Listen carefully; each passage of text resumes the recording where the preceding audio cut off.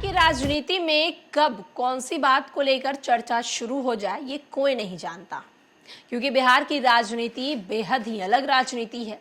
यहाँ कब क्या किसके साथ कुछ हो जाए ये कोई नहीं बता सकता। नमस्कार, मैं श्वेता और आप देख रहे हैं न्यूज़ फाउंडेशन। इन दोनों प्रधानमंत्री नरेंद्र मोदी की कानाफूसी की चर्चा हो रही है। प्रधानमंत्री नरेंद्र मोदी ने दो नेताओं के कान में क्या बोला, इसकी चर्चा बिहार के गलियारों में हो रही है।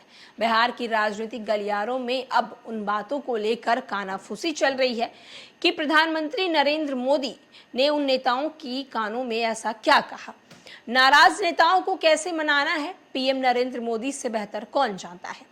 अपने सहयोगी से लंबे समय तक कैसे बेहतर संबंध रखना है, ये भी पीएम मोदी से बेहतर कोई नहीं जानता। कुछ ऐसा ही दृश्य 16 अप्रैल को बिहार के गया में दिखा।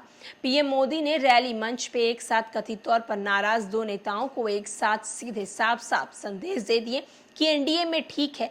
साथ ही ये भी बता दिया कि टिकट कटने से कोई नेता नाराज नहीं है।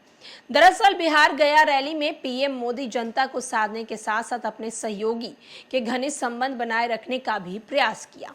यही कारण है कि मंच के किनारे की कुर्सी पर बैठे केंद्रीय राज्य मंत्री अश्विनी चौबे को देखते हुए उनके पास पहुंच गए, उनका हाथ पकड़कर कान में कुछ कहा। इसके बाद बक्सर सांसद अश्विनी चौबे को अपने पास बैठा लिया। काफी देर तक दोनों की बातचीत होती रही।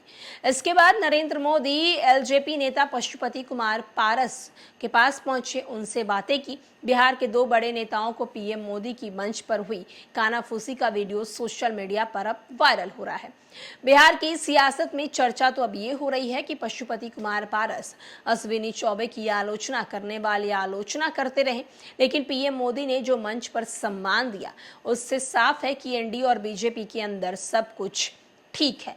एनडीए में आरएलजेपी को समुचित प्रतिनिधित्व न मिलने पर नाराज पारस इस्तीफा दे दिए थे केंद्रीय मंत्रिमंडल से। हालांकि बाद में उन्होंने एनडीए के प्रति सहयोग का भरोसा दिखाया।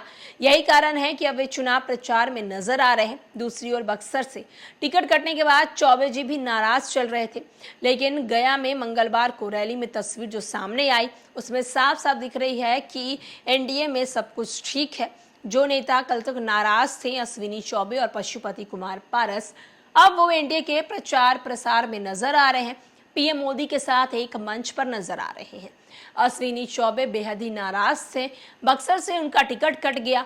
पशुपति कुमार पारस को इस बार एनडीए ने जीरो यानी कि कुछ भी नहीं देकर बाहर का रास्ता दिखाया, तो दोनों नाराज थे। लेकिन अब दोनों प्रधानमंत्री नरेंद्र मोदी से नाराज नहीं है और उनके साथ जो है वो नजर भी आ रहे हैं।